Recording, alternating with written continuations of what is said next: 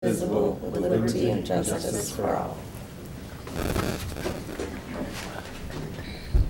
MHS Student Advisory Committee. Who's first? Come on, someone has to be first. Atul. What's it say? There you go. Atul, all right. There's the leader.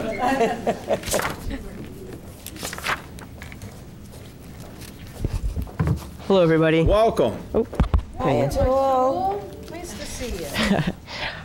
My name is Atul Mador, and I'm the sophomore representative. Today, I would like to present on MCAS and what's the new initiative to remove it. I'll give a more high-level overview on the topic from like a state level, and Taylor, who's also presenting on this topic, has more of a school experience here at Marlborough Public Schools. First off, what is MCAS? MCAS, or the Massachusetts Comprehensive Assessment System, is a statewide testing program designed to test students in various subjects across all different grade levels. At its core, MCAS aims to provide an objective measurement for student learning, getting information on both individual and collective academic levels. Its main goal is to ensure that students across the state meet a certain educational standard. These tests were introduced around 30 years ago in 1993 with the Massachusetts Education Reform Act, and students have been required to pass the test to graduate since 2003. As a student, I've taken the MCAS all the way back from 3rd grade. English and math, I think I took every year, and science I took 3 times in 4th, 8th, and 9th grade. With this test came a lot of criticism, especially in the past couple of years. I also believe it came up on Day on the Hill last year. Day on the Hill was a meeting with our local legislators where we discussed current issues around state education. The Massachusetts Teachers Association is one of the very active groups who have had concerns about the test. Their concerns are mainly around the impact of high-stakes testing and the delayed delivery of results. The effects of this test goes very deep in some cases, and some teachers even feel that it's controlling how teaching works in their classrooms. They even say that schools will be transformed into testing warehouses. The creation of these high-stakes environments are one of the concerns that have been brought up, though many people feel it's just a side effect of having a test and is negligible. Lastly, one of the biggest concerns with MCAS has been the lack of accommodation for non-English speaking students. MCAS primarily operates in English, which creates obstacles for students who are not proficient in the language. When students cannot comprehend the test in its language, it affects the validity and reliability of the assessment. The main argument has been that for MCAS to be fair for evaluation, it should provide an equal opportunity for all students to demonstrate their knowledge. In conclusion, the MCAS is designed for students to take a test and for them to gather information for educational standards. As this conversation becomes more and more talked about, it's important to look at both sides of how it helps and hurts our educational experience. Thank you all, and have a wonderful day. Thanks. Thank you. Questions from the committee? Any questions from the committee? Thank you very much. Thank you. Next. All right. Taylor's going to give us the inside scoop. Good evening. My name is Taylor Cronus, and I am one of the freshman Can you pull it down just a little bit? There you go. Sorry. There you go. Pretend you're on the field. Good evening. My name is Taylor Cronus, and I am one of the freshman reps on SAC. Tonight, I would like to talk to you about the petitions that have been circulating to remove MCAS as a graduation requirement. I'm sure some of you may know about this already, but I still wanted to share the information I have gathered in a story from a loved one of someone I know who has been affected by this test. Last year in my civics class for our CAP, Civic Action Project, we touched upon the topic of the required scores increasing. We researched, interviewed some of the administrators, and asked them about their views on this test, then wrote a letter to a state representative. The passing scores for MCAS are being raised in all 3 subject areas, some now and some in later years. While the score being raised for the math MCAS is not affecting my class, what is going to directly affect not just my class, but Atul's as well, is the ELA score, which is being raised from 472 to 486. This score will later be raised again. When the board, DESE, originally presented this move back in July, 100 state lawmakers urged them to reject it, and 98% of the people who commented on the move opposed it. A draft ballot initiative was submitted with the Massachusetts Attorney General, and the Massachusetts Teachers Association is launching a campaign to collect around 75,000 signatures to get the question on the ballot. Many argue that this increase puts ELs, students with neurological disabilities, students with learning disabilities such as ADD, ADHD, and dyslexia at risk for failing. This is where I would like to talk to you about Ryan Boyd. Ryan is a Marlborough High School graduate. When I began writing this presentation, I remembered his experience with this test. When Ryan first started attending MHS, he set goals for himself in his IEP. One of those goals, to become a high school graduate. Ryan is a man living with autism. Because of this, taking tests was very hard for him. Part of his IEP was that he was allowed certain test-taking accommodations, such as having no time limit and being allowed breaks when taking tests. When it was time for MCAS, Ryan asked for these accommodations and one-on-one testing and was told no. Ryan had to work very hard during the days leading up to MCAS, taking practice test after practice test and staying after school. After all his hard work, Ryan failed his math MCAS by 2 points and didn't receive his high school diploma. Because of COVID, Ryan's MCAS scores were waived and he ended up receiving his diploma. I felt it was important to include Ryan's story because at MHS we have a lot of English learners who have to take MCAS with little to no accommodations. They, too, are put as just as much of a disadvantage as Ryan was. The MTA has exceeded their goal of 75,000 signatures with more than 130,000. The scores have been raised, and there's nothing we can do to change that, but you all can stop it from affecting our school and our students. I urge you to vote to remove MCAS as a graduation requirement when you see it on your ballots. Thank you, and have a good rest of your evening. I would also like to add, I do have Ryan's speech. If any of you are interested in reading it, just let me know. Thank you very much. Any questions from the committee? Questions from the committee? Thank you very much. I just would like to say, I'd love to go ahead. I'd love to go ahead and have that speech. So if you might be able to send it in, whether Ms. Klein can help on sending it in to the superintendent to be able to circulate to us, that would be very helpful. Yeah. Thank you. Thank you. Thanks, Taylor. Next. No, you go. No, you go.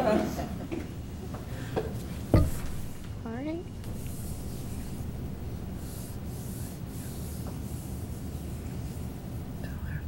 So before I get into my topic, I want to explain a little bit more because... A little closer. Sorry. Like this? Good? Okay. So before I explain exactly what my topic is, I want to explain why I came up with this idea. I thought that it was important to implement more arts into MHS to make it more friendly, and as of right now, MHS from the outside looks very closed off, like a cube. It doesn't seem very welcoming, very friendly, versus while you walk inside, it's very colorful. There's orange in the staircases, there's many decorations, and I wanted to have that same effect on the outside of the school. So, what do I mean by colorful benches? So these are 4 examples of what I mean by colorful benches. It would just be the idea of adding a bench outside of the school that could be painted by students, specifically of the honor societies, and even more specifically, the National Art Honor Society. It could be a good project for them to get service hours, and it's just fun to plan. My inspiration for this idea came from the buddy bench that was introduced at Jarrick Elementary School while I was attending there. It was added during recess time, and it was a bench that was literally called the buddy bench, and students could sit there when they didn't have any friends at recess. Let's say their friends were homesick that day, or they just didn't have good friendships at the time. They would sit at that bench, and it would encourage other students to go to them and ask them to play with them. And I thought that that was a really nice idea when I was little, and I still think that is a really nice idea. So I wanted to implement that same idea with colorful benches, not necessarily calling it a buddy bench, but just kind of that same idea of friendliness and kindness. So the purpose to add these benches, like I said, is to add art to the outside of the school to make it look friendlier. Again, to give the Honor Society students a chance to complete their honor community service hours, and also functionality, because it used to be that in the back of the school, when people would take the late bus home, there was a concrete edge that you could sit on with your heavy backpack, or just put your backpack down there instead of on the floor. That concrete ridge, I'd say, was then covered up with a fence. I don't know if it was for safety or any other purpose, but and the result is that there is no place for students to really sit down while they're waiting for the late bus. And sometimes clubs are done early, and if it's a nice day outside, you don't want to be stuck inside when there's fresh daylight outside. So it'd be helpful to have a bench outside where students can just put their stuff down. Often students have their instruments and things that you don't want to just straight up put on the ground. These are, I think, the 3 most important things that come with the bench. The idea of friendship, like I said, the buddy bench. I want to put kind words on the bench. So as part of the art, I wanted to include positive messages on the bench, positive quotes like life is good, some examples. And relaxation comes from the idea of just giving more places for people to sit down. So who is involved and who have I talked to? I talked to our principal, Dr. Riley. He loved the idea. He said that the only steps we'd have to take would be to talk to facilities about the addition of something to the outside of the school, just to let them know that we're doing this. And I think the person that's more important that I let know about this is Mr. Schaafs, who's currently the NAHS advisor. I was very happy and very he welcomed the idea very happily. At first he was scared I was going to give him an extremely hard idea to put into action, but he was really happy with the idea of the benches, and he thought that the NAHS students would love it.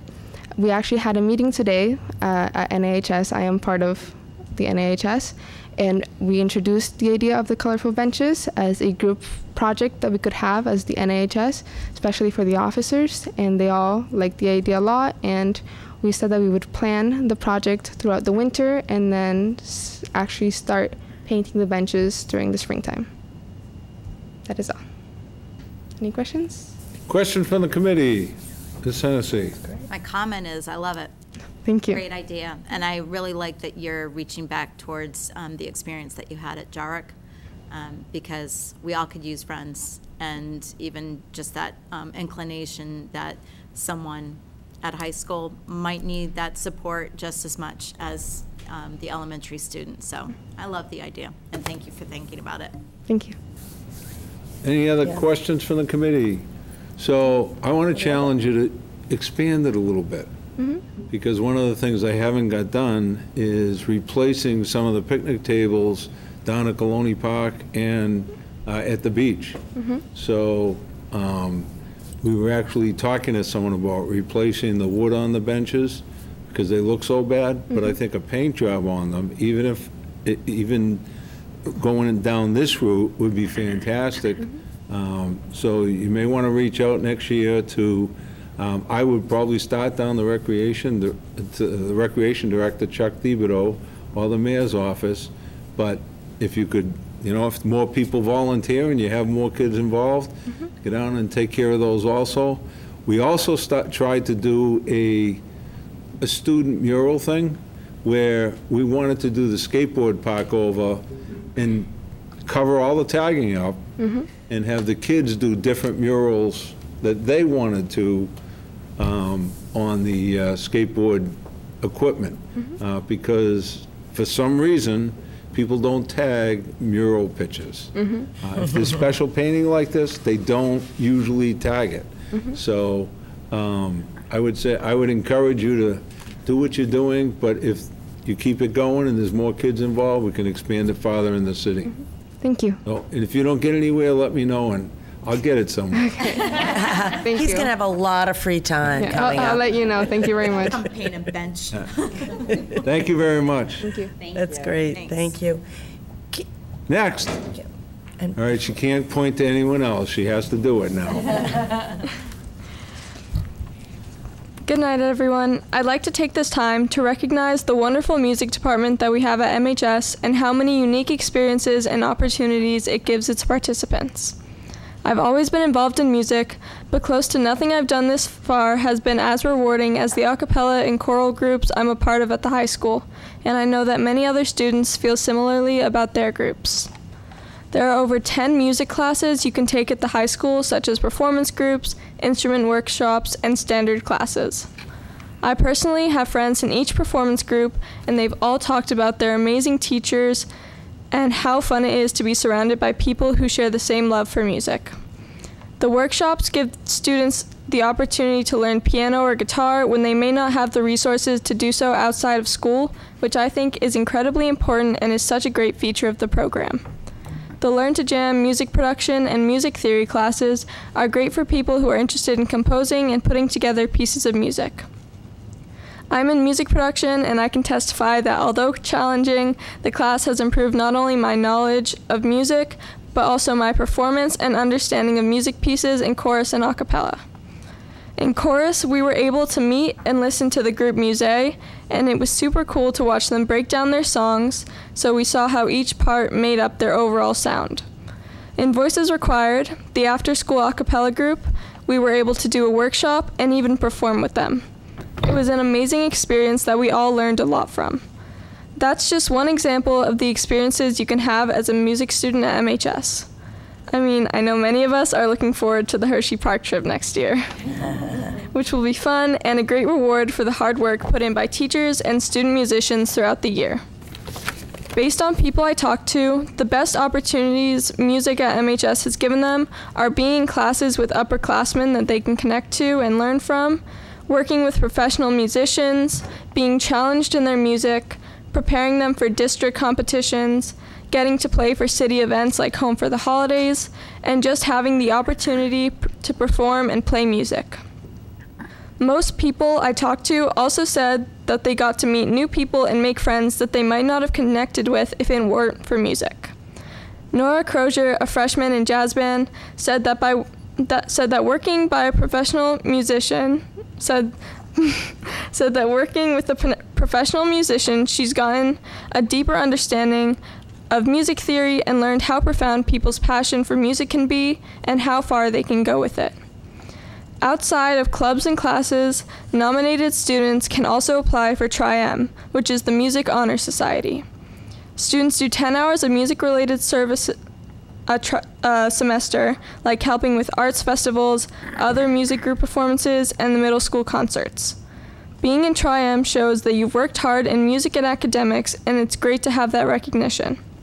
It can also add a lot to a student's resume for things like internships. To keep this short, I only skimmed the surface of what our school offers as far as music goes. And as students, we are so lucky to have a school that encourages and supports our passions in so many departments. Special thanks to Mr. Rosenthal, everyone involved in the music department. If there happen to be any questions, I'll do my best to answer them. Question from the committee. Any questions from the committee? Seeing Ms. Tennessee. No, I'm just, again, another comment. And I know I'm sitting next to a lot of people here. We love the music department. I think that that's one of the things that is just an absolute gem that Marlborough has.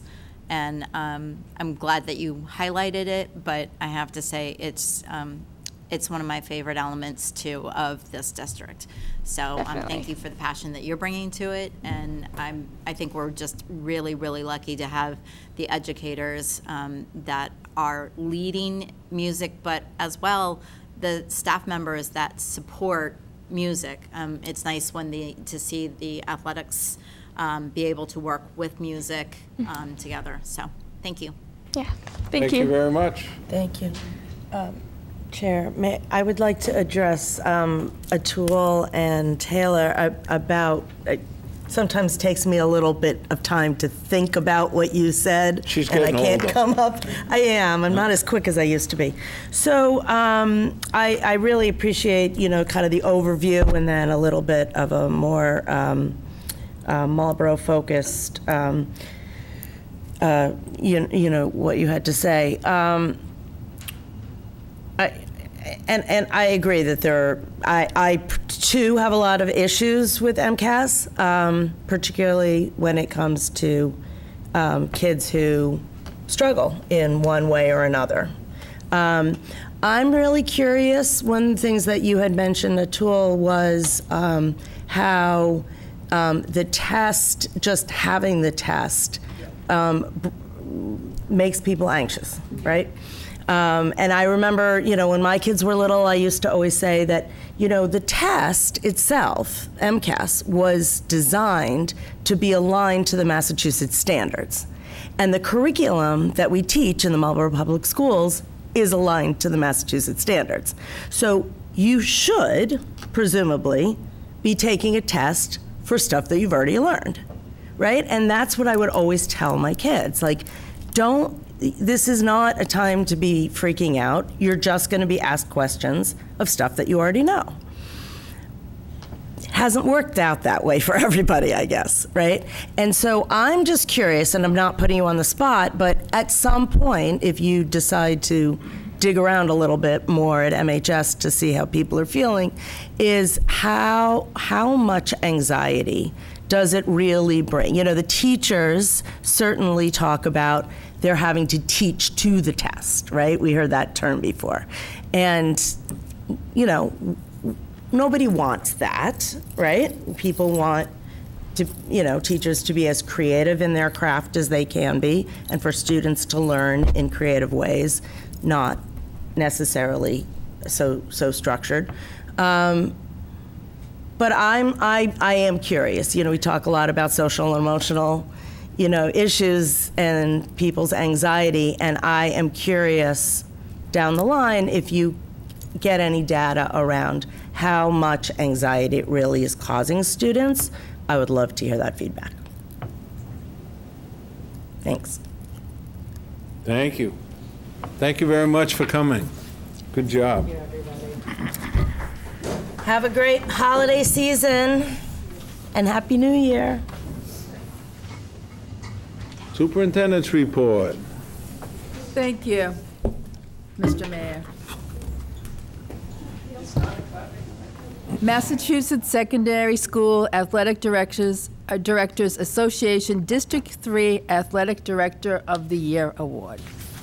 It is my pleasure to announce that on December 4th, 2023, Marlborough High School Principal Dr. Dan Riley was notified that Marlborough Athletic Director Jeff Rzunsky was awarded the MSSADA District 3 Athletic Director of the Year Award. This award reflects Mr. Rzunsky's dedication and commitment to interscholastic athletics in the state of Massachusetts. Congratulations to him. I did want to address snow days, because this is something that I'm going to also be communicating with families and staff and students, most likely, in the next couple of days. As we enter the winter months, we begin to finalize our winter snow plans. Transportation has been challenging throughout the fall, and severe weather will impact bus routes. Student safety will always be our priority, and due to our current bus shortages, I will not be announcing any delayed starts to school this year unless all routes are staffed and on regular schedules. If there is a danger of severe weather, we will plan on a full snow day and classes will be canceled. We do not have the options for a delayed start. Sometimes early dismissals are emergency situation, but even that we know would probably not get us much time. So just need to say it out loud. So let's hope we don't have some. Yes. Finally, I want to, on behalf of the students and staff of the Marlborough Public Schools, I would like to thank Mayor Vigent for the support he has provided the schools. The level of support we are provided by the city and you is unique and appreciated. So thank you. Thank you.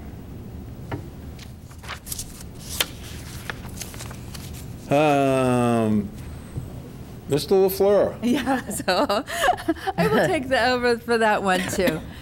Richard School Elementary MSBA eligibility period. The district continues to work with the MSBA to certify our projected elementary enrollment.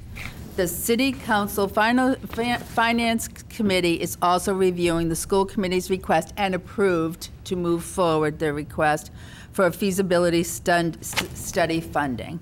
We remain on track to complete all eligibility period deliverables by the due date of February 26, 2024. There was a question about that, and that date is based on the 70-day time period that we had to complete once it was approved.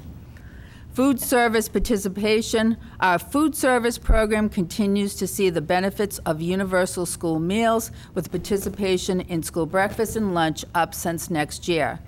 Mr. LaFleur will continue to provide the school committee with monthly updates on school meal participation rates district-wide with a comparison to last school year.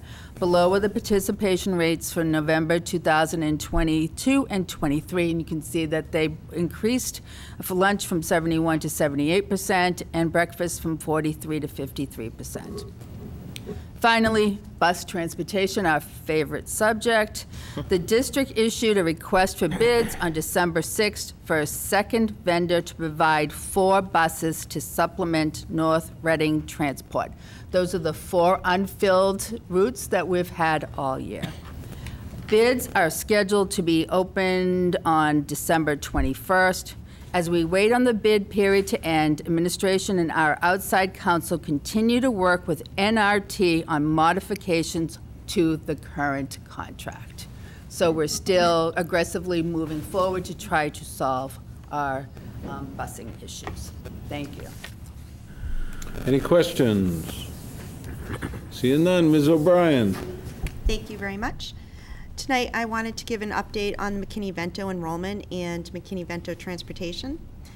Enrollment of our newly placed McKinney-Vento students has stabilized since mid-November, and school-age children who are residing in the state emergency shelters have been enrolled in Marlborough public schools or are being transported back to their school of origin.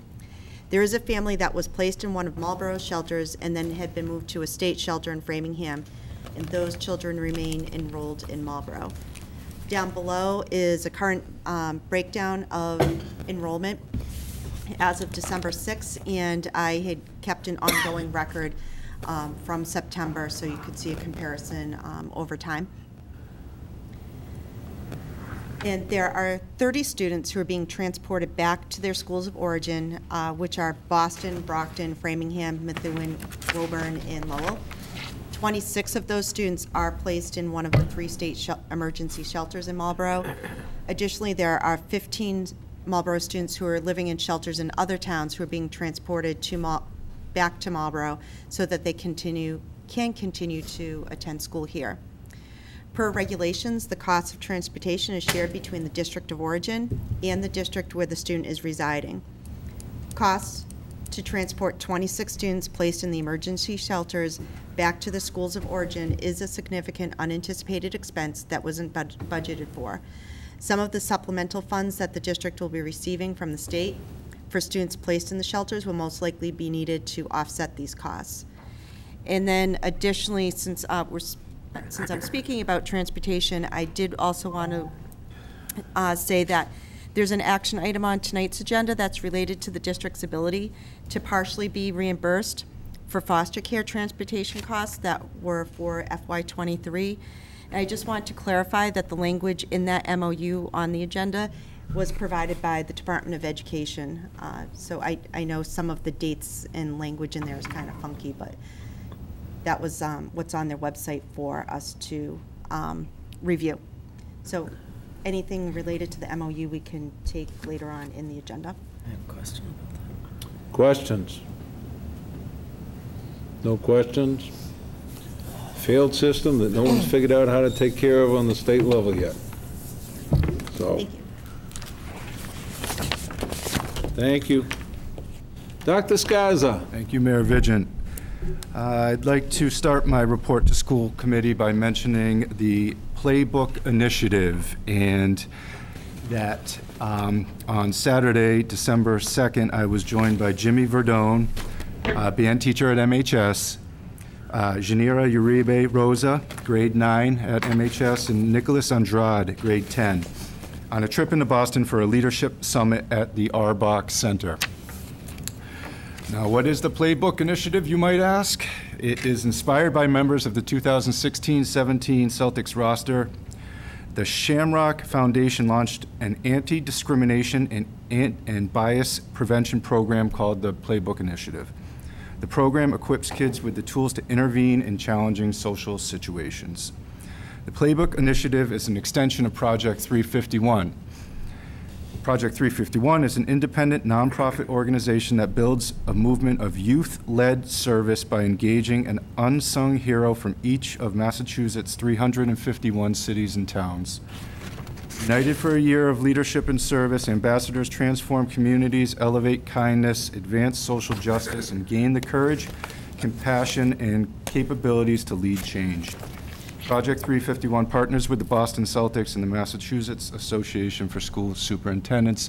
We did recently have an opportunity to hear some of the Project 351 ambassadors speak at the superintendent's conference last July. It was great.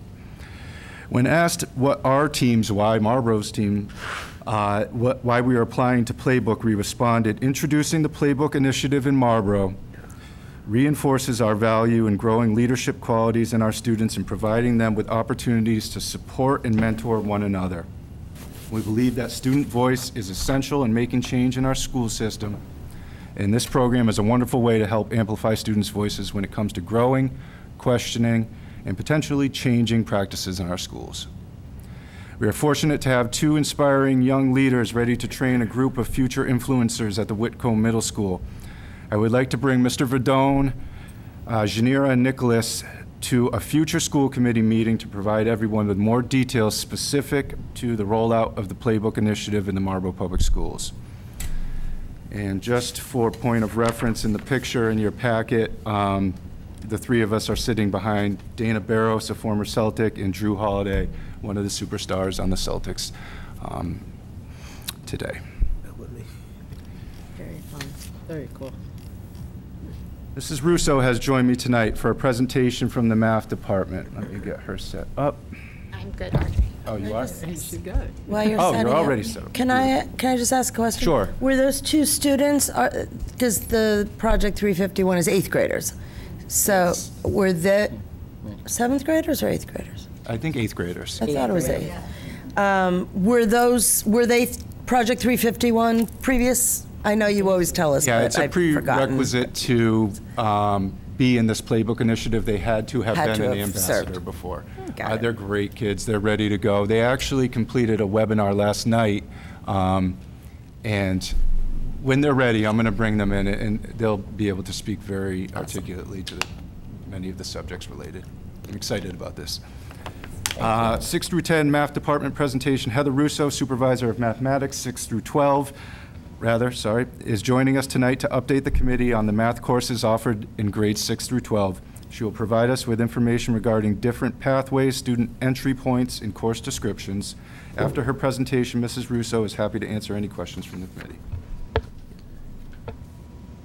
Thank you. Good evening, everyone. As Dr. Scazza mentioned, I'm Heather Russo. I'm the supervisor of math for grades 6 to 12, and I'm going to share a little bit about the pathways, and again, I will be happy to answer any questions at the end. So I know there's a lot of information on the screen right now, and you also have it in your packets, but I wanted to show the various pathways that we offer our students here at Marlborough. So the first pathway that you see, that is the Massachusetts Framework Standard pathway. I did show them all, starting for a student in grade 6 if they were here with us all the way through grade 12. But please note that, as you're aware, students are coming and going all the time. And so many students could enter in 8th grade and they would just pick up the track from there. We have students enter at the geometry level, some coming from other schools in Massachusetts or other states, and then our EL students from other countries. And so we have specific pathways for them as well. But that Massachusetts Framework Standard pathway is our expectation for all students that across the state of Massachusetts that we would expect them to complete, with the goal of all students taking Algebra 2, but hopefully also getting to that pre-calculus class. We also offer other alternatives senior year, such as our senior topics class or our Quinn Sigmund Community College classes. We also have a wonderful opportunity for our students to take advanced placement math classes. We have 2 pathways. The first pathway that you can see does not involve any acceleration at the middle school level. So these students take our general education 6th grade, 7th grade, and 8th grade math classes. They take algebra and geometry as 9th and then 10th graders, and they take an accelerated class in junior year, which combines the standards from Algebra 2 and pre-calculus, which allows them to take AP Calculus AB if they would like to senior year. Many students also opt to take Honors Calculus, or now our new Quinsigamond Community College classes. They could also take AP Stats or one of our AP Computer Science classes. Students that do enroll and get selected for our accelerated pathway at Whitcomb, they take regular general ed math 6, and then they accelerate starting in 7th grade. So they learn all of the 7th grade math standards in about half the year or a little bit less, and then half the 8th grade curriculum in 7th grade. And then in their 8th grade year, they learn the remaining 8th grade standards plus Algebra 1. Then they take geometry in 9th grade. They take that same accelerated class as the other pathway, but they take it in 10th grade instead of 11th grade. They can take AP Calculus AB junior year, and then we've created an additional course that we created last year because that was the first year that our initial cohort of the students that started in accelerated 7th grade had reached senior year and needed an additional math class. And so we've created an AP Calculus BC class plus an introduction to multivariable calculus. So with that class, they still can only take the highest AP Calc AP exam, which is Calc BC.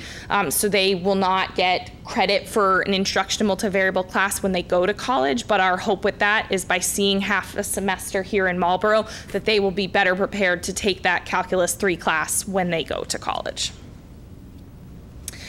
As I mentioned, we have a few pathways for our EL students who enter in grades 9 through 12 at the high school. I want to point out that the biggest difference is that in the 2020-2021 school year, we switched our programming to be an integrated sequence rather than the typical Algebra 1 and geometry course. And we did that to give students a greater chance at passing MCAS, which is a unique point after our student presentations tonight. But we found that we had a lot of EL students coming in 10th grade who were forced to take MCAS that year, and they had to double up because we wanted to give them at that time the greatest chance of success. But that was really difficult for them because they were already taking 2 periods of an English language development course. Now we were saying take 2 periods of a math class, and that was 4 periods of their 7-period day. So this was not a COVID decision, even though the year makes it potentially look like that. This was a planned transition with the EL directors.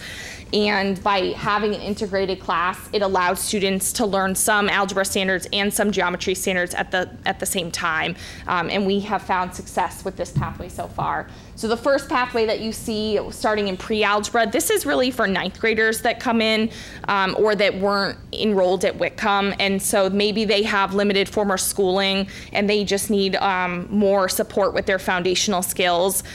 We might potentially start them in the fundamentals pre-algebra course, and then integrated 1, integrated 2, and then algebra 2.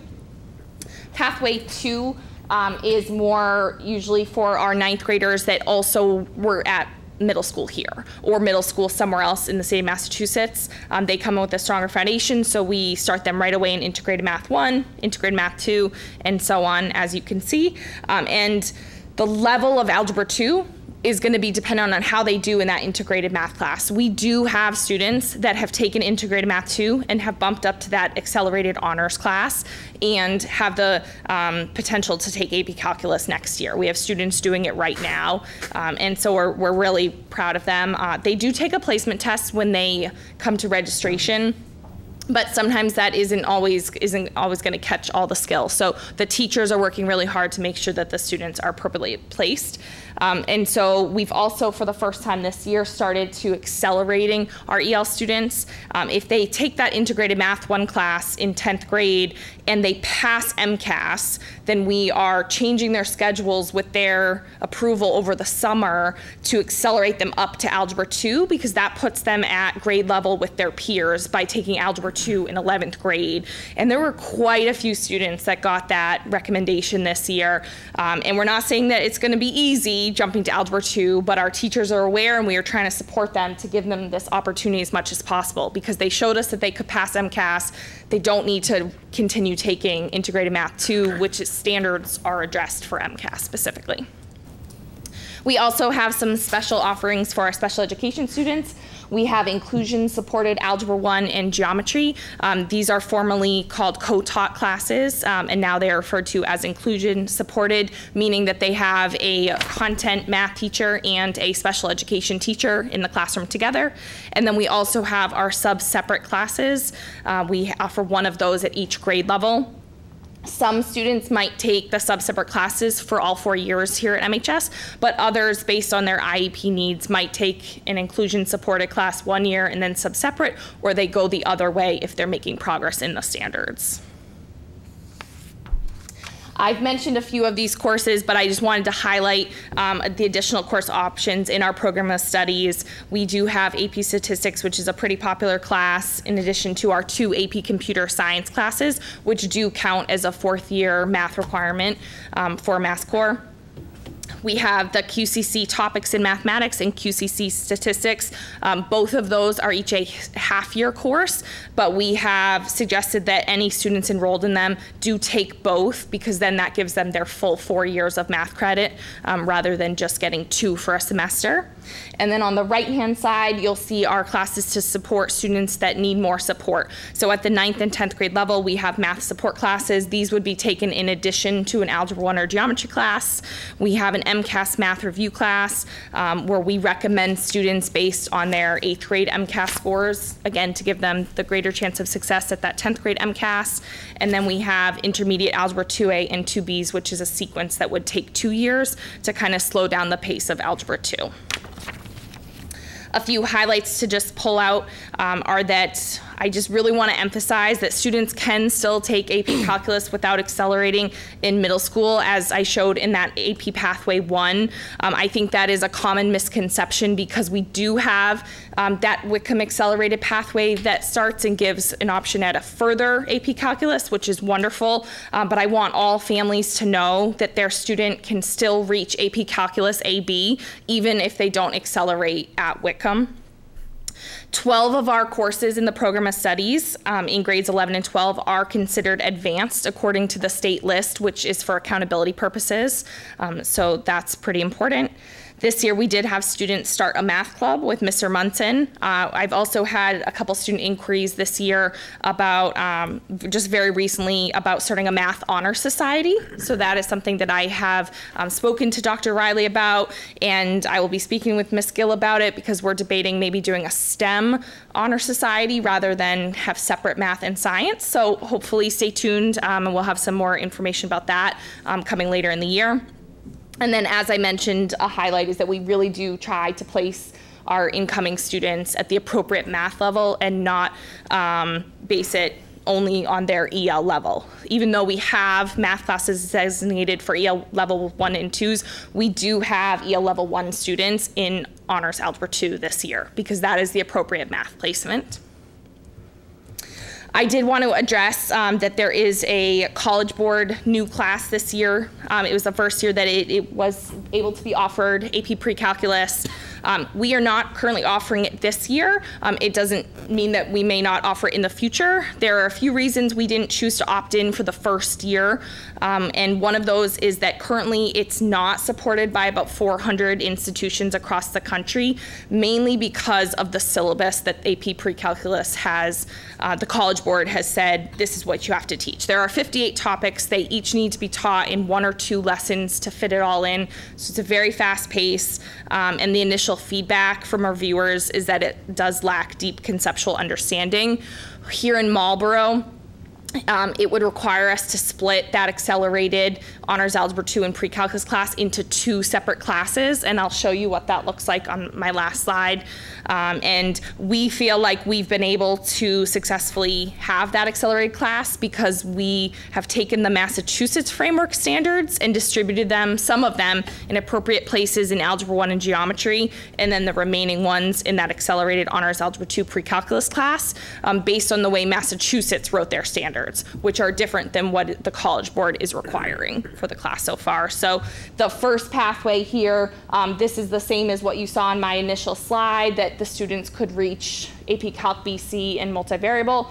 And if we do decide at some point to offer AP Pre-Calculus, we would either only be able to reach AB Calc, or students would have to double up and take 2 courses potentially, such as Geometry and Algebra 2 at the same time. It could be possible, and you know, I've been talking to Dr. Riley about it, and we'll kind of see where it goes. My hope would be that the College Board takes away some of those standards to make it a little bit easier to teach that course, and then I think it would be a more feasible option. So, do you have any questions? Questions from the committee?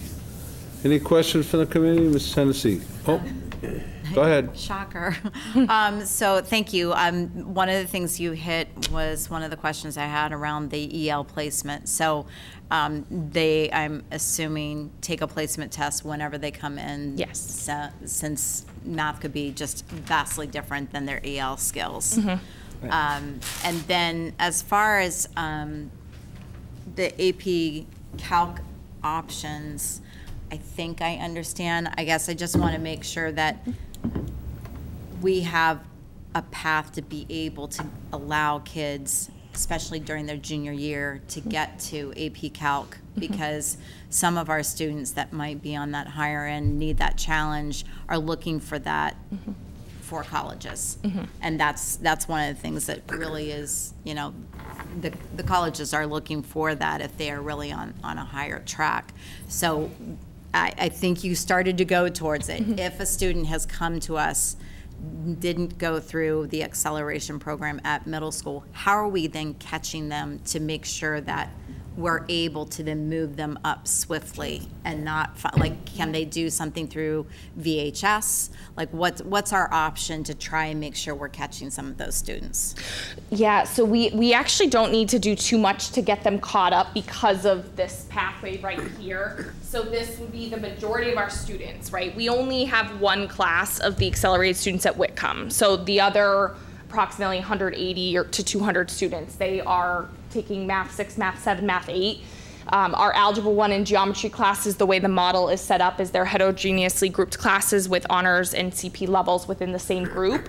And so it's when they finish their geometry course and they get placed for 11th grade math. That's the moment that we want to catch them.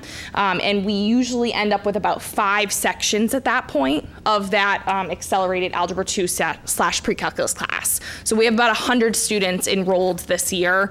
And so I think that shows that we're really trying to capture a lot to give them that option. Geometry teachers meet with the students to make that placement recommendation. They also do look at the Algebra 1 scores to see how students did both years. They don't base it just off of geometry. And that's, I guess, what I'm wondering is, like, can we catch them even earlier? Because there are some kids that, unfortunately, if we are only having that 1 section available at middle school, you know, I know I've seen over the years, as I know you have too, that there's some that are on that fringe. Didn't necessarily get into that accelerated course, but then they're ready to go. And I just want to make sure we're getting to them early enough so that they're not having to follow the basic trajectory, and we can't find a way of helping to accelerate for them. Yes, I understand. And actually, we have a few students this year as 9th graders through conversations with their teacher last year and their parents and how they want to move forward with their math careers. They are choosing to double up this year, and they are taking Algebra 1 and Geometry at the same time this year.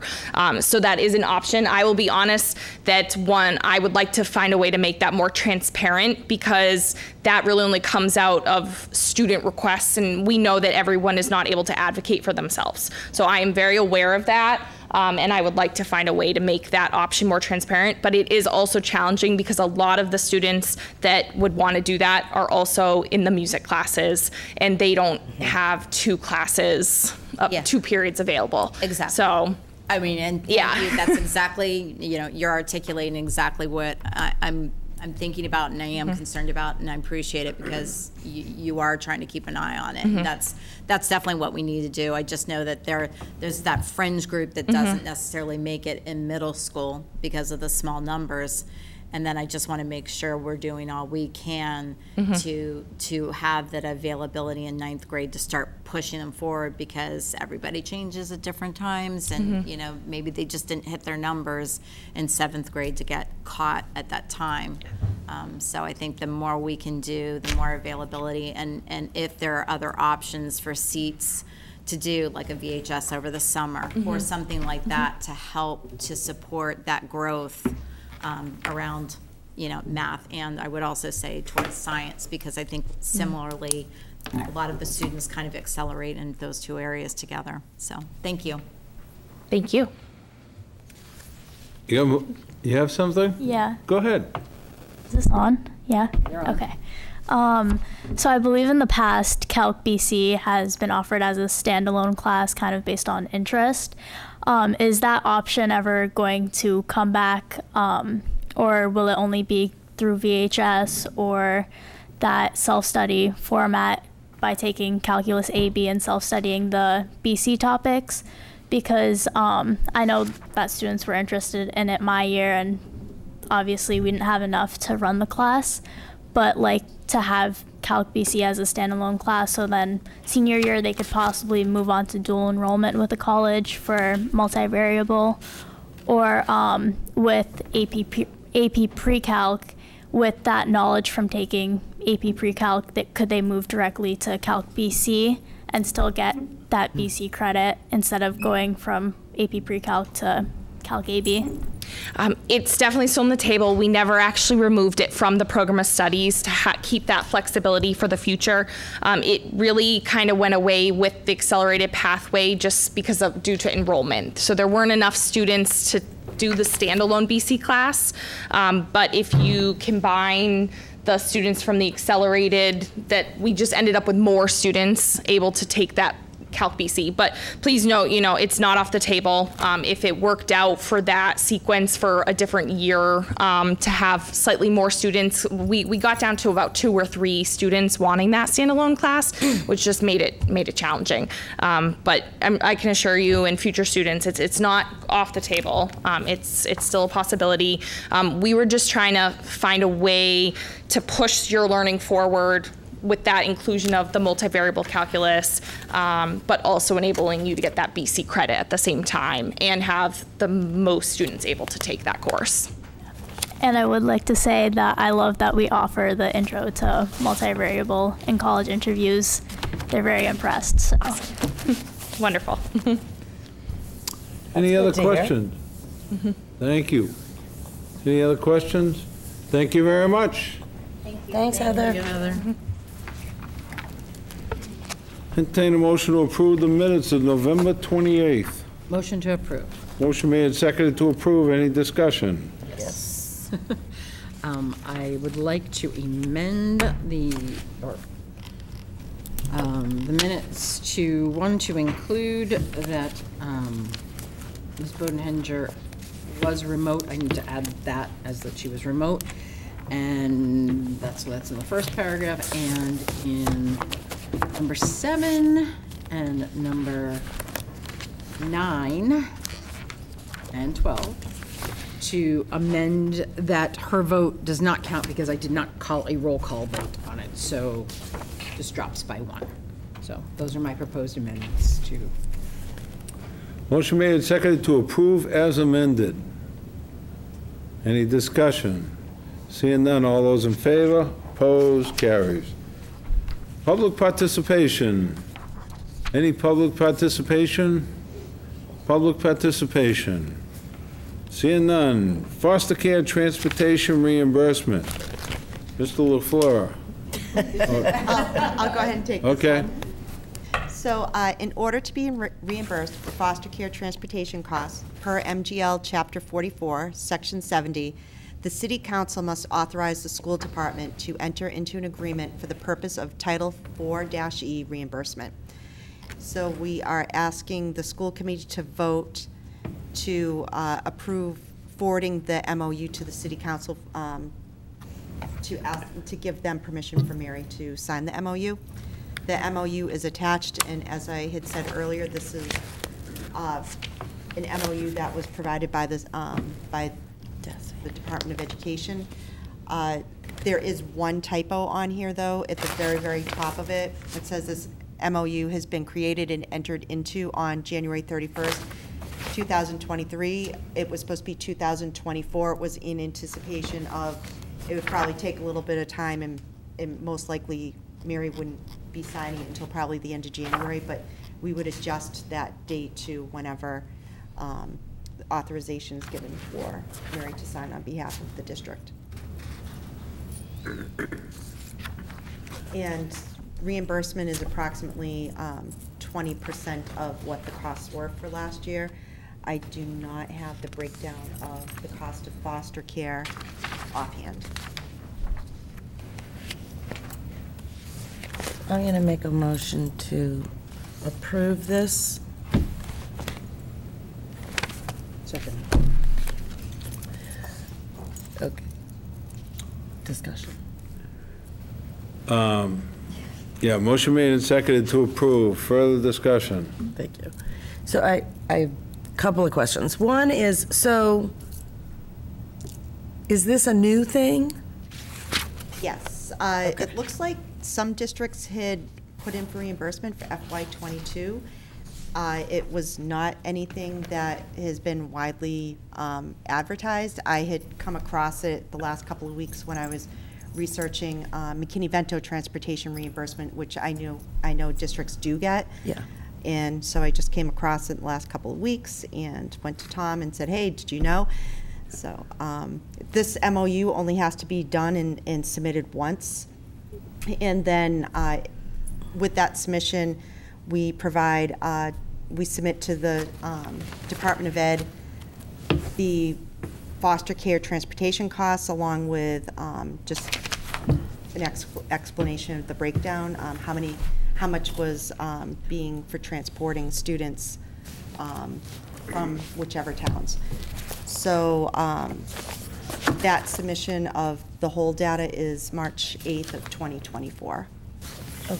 So we've never gotten reimbursement for foster care transportation before? This will be a first. So what, are the vendors similar to the McKinney-Vento vendors? Yes. Or we're sending cabs, or how is this? So this would be for FY23. The majority of our foster and McKinney-Vento transportation was provided by Aspet Valley Collaborative in Vanpool last year. That's a different story this year. We have a lot more vendors that we're working with. Okay. And then I had one other question. In the MOU, sorry, I'm just going to figure out where my question is. Okay, so this is on page 4 of the MOU. And it's talking about Which number? Oh, sorry, number 3. So basically, it's saying that it covers all students in foster care except all of these different categories. So yes, who's so left? I can. So I mean, who does it actually cover? Yes. So the costs that are excluded first is any cost that's associated with a special education student that has transportation on their IEP, because the district is obligated to be providing that transportation anyways. B, McKinney-Vento students are excluded from this claim because we're doing a reimbursement through a different process. Right. Metco, I'm not sure. We don't have Metco, we don't have that anyways. And if there's any other transportation services that we're already getting federal funds for. So I guess my question was, if you've got a student who is in foster care that has an IEP, That is being reported and being funded from the special education transportation account. So that wouldn't be included in our claim anyways. It's set up that it's a special education cost. and will this reimbursement, 20%, better than nothing, covers both Marlborough students who are placed in foster care outside of Marlborough to bring them back? Yes. As well as students, our portion of the cost share for There students is- that are being sent back to their LEAs? If there are students that are being sent back, foster care transportation is 100% on the district where the student is enrolled. There is no cost share for foster care transportation between two districts. Oh. So if we have a student that's placed in foster care in Hudson, we arrange the 100%. transportation, we pay 100% of that. And this would cover 20% of that? Okay. I'm good, thank you. Any other questions? So one clarification, because we had to make adjustments to the council request for the feasibility study for the school, has to go through the mayor's office. Mayor sends requests down to the council, the school committee cannot. So we changed that. I sent it down at the last meeting, and that's why they took it up last night. So this will have to go the same way. So the order will be to send to the mayor's office to request he send it down to the city council for approval. So I amend my motion. Thank you. Motion made and seconded to approve as amended. Any further discussion? Seeing none, all those in favor? Opposed? Carries. Thank you very much. Thank you. Acceptance of donations and gifts. Bright Funds, Kane Elementary School, $475. Motion to approve. Motion made and seconded to approve. All those in favor? Opposed? Carries. Donor's Choice, Kane Elementary School, Ms. Rivera, $982.16. Motion to approve. Motion made and seconded to approve. All those in favor? Opposed? Carries. Staples, Kane Elementary School, $400. Motion to approve. Motion made and seconded to approve. All those in favor? Opposed? Carries. Hannaford Helps Programs, Kane Elementary School, $255, Whitcomb Middle School, $261, and Marlborough High School, $261. Motion to approve. Motion made and seconded to approve. Any discussion? Seeing none, all those in favor? Opposed? Carries. Global Montello Group Corp., MHS, $375. Motion to approve. Motion made and seconded to approve. All those in favor? Opposed? Carries. Ohio Pile Prints. I've been trying to get that right for 12 years. This is the last time you'll butcher it. MHS, $66.88. Motion to approve. Motion made and seconded to approve. Mass DESI FY24 FC 0274 grant. Marlborough Public Schools, $33,208. Motion to approve. Motion made and seconded to approve. Any discussion? Seeing none, all those in favor? Opposed? Carries. Thank you very much. Reports of committees. Ms. Policy. Thank you. So policy is going to be meeting next week on the 20th. So just wanted to make sure everyone's aware. That's it. Thank you very much. Ms. Matthews. Negotiations with the teachers union commenced with training for IBB. Training. Training, yes. Not everybody has No been contract. through the IBB. We didn't start negotiating yet. Not start negotiations. Oh, yes, yes. We had to get Did trained my bill again. start yet? My bill started. We started negotiations. And we have set dates starting in January for actual negotiation time. I just Okay. wanted to state. I'm glad I got the first meeting for free. Nope. Thank you very much. Any other reports? Seeing none, members forum. Ms. Ryan. I just wanted to remind everybody that this Thursday night is the winter concert on the 14th at 7 p.m. for the high school winter concert at Wickham. It is free, but donations are accepted. So come see our talented high school musicians. And buy snacks, but you have to eat them in the hallway. Any other members? Ms. Bodenhinger. I have a question, Dr. Skaza.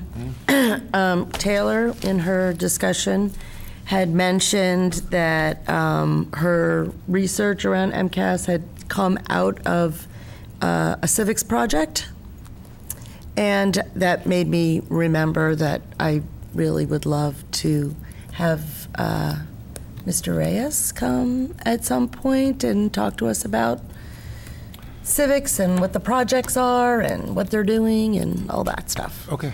Yep, I will reach out to him tomorrow When morning. it's convenient. Yep. Thank you. Great. Ms. Matthews. I have reviewed and signed the warrant. Fantastic. And on a personal note, I want to say thank you for the 12 years.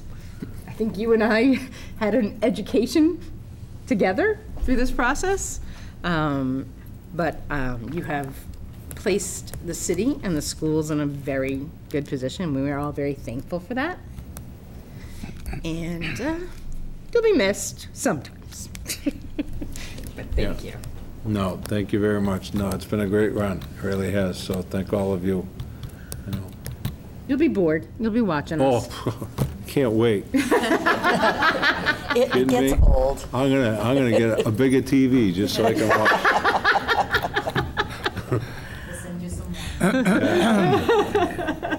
Make it bourbon. Yeah, bourbon, exactly. Thank you very much. Yeah. Any other members? I'm not going to say anything because I'll probably cry. No, don't cry. I'll tell you afterwards. Motion to adjourn. Motion made and seconded to adjourn. All those in favor? Opposed? Carries. Thank you very much. As he starts his